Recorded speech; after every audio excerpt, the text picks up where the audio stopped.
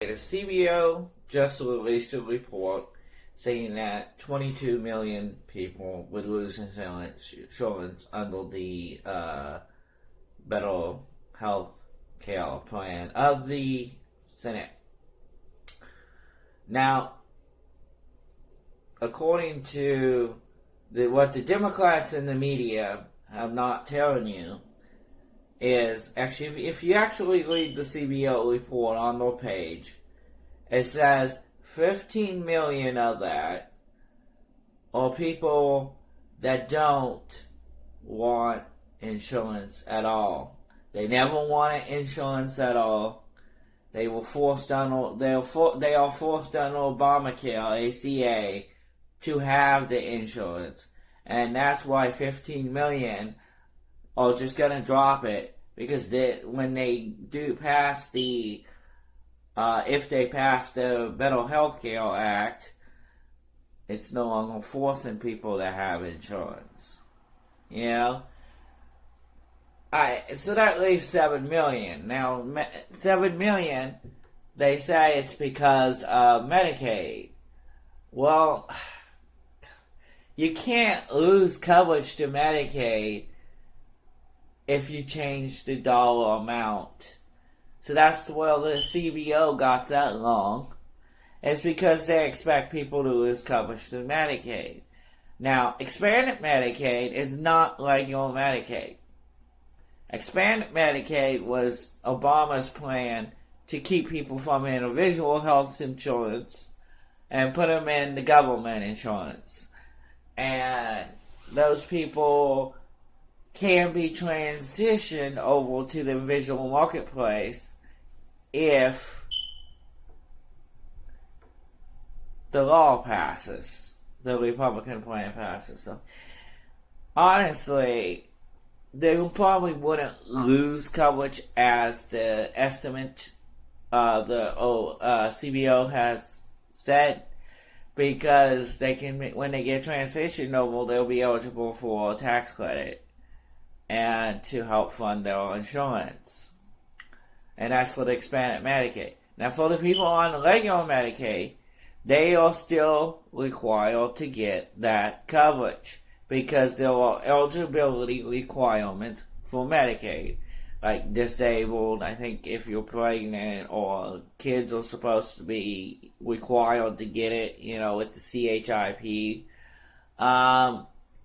They're supposed to get this coverage. Now, how the state's going to pay for it, I don't know, because they are going to get reduction in dollars, but the state will have to come up with the money to fund it, because if they deny people that meet the eligibility requirements of regular Medicaid, then they could get in trouble, because they have to supply Medicaid for people who are meeting that eligibility requirements.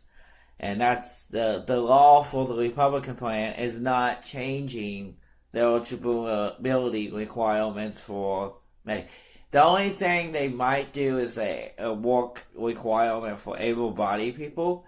But the thing is, if you're able-bodied, meaning that you're mentally and you're physically able to work, then yeah, I don't think you're going to drop your Medicaid to do that, because most of the time they put you out in some work requirements. Usually it's something that you do for volunteer, and you really don't do it long. You don't do it for like 8 hours a day or anything like that, because I know people that did in Kansas that had to do the work requirement, and they really didn't do much as a work requirement. They volunteered and did stuff, but that's about it. Because there's different kinds of work programs, and one's unpaid and one's paid. The unpaid is typically they sit you out and you do something, and they try to match it up with your experience and your education, if you have an education. And it's unpaid. You don't even do 8 hours a day. You probably do like half a day, and It's nothing to it, And like I said, and if you're already working and you're receiving Medicaid, they're not gonna, force you to do a work requirement because you're already working. So we got 15 million that are doing it because they don't want it anymore. They never wanted insurance in the first place. And you got 7 million that the CBO says because of Medicaid, but that's a faulty, like I explained, that's very faulty of CBO to say that people are going to lose coverage through Medicaid when those requirements like disabled, pregnant, having children, stuff like that, the law doesn't, the Republican plan doesn't change. What the Democrats are relying on is, and it's the CBO itself are relying on uneducated Republicans. And when I say uneducated, I don't mean necessarily anybody's stupid or anything like that, but people that don't know how to look up the law itself or to look up the CBO report itself and see how they admit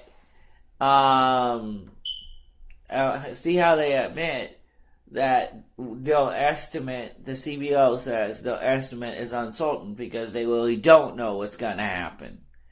And they say that in a disclaimer. And see, back to the Medicaid. Now, when you reduce the dollar amounts, it doesn't affect your eligibility. What it means is those people have to be covered. They'll be required to be covered if they meet their eligibility requirements. But the state will have to come up with its own money to fund it if the federal dollar is reduced. But they'll be required to still fund it. So they'll have to come up with their own money. So the state will probably have to raise taxes or something like that to fund it. So, but at least the federal government will reduce spending. So, but yeah, I'm tired of this because the only reason why the Democrats are using ACA, healthcare, as a tool is because they want to get in office. And they want to get in office to make sure that they can ban concealed carry. They just got a green light from the Supreme Court to ban concealed carry. This isn't about healthcare. This is about guns. It's always been about guns for the Democrats. When Obama was in office, he didn't get to do his gun control because we had Supreme Court. At the time, we had a Supreme Court that was really pro-gun. Because we had a majority when Scalia was directing everything. Because Roberts followed Scalia, and Anthony followed Scalia.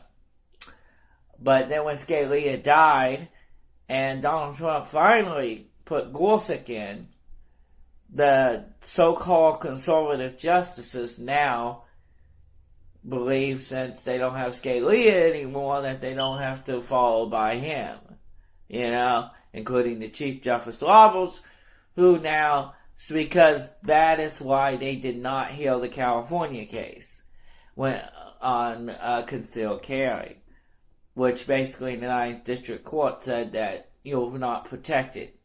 Concealed carry is not protected under the Constitution.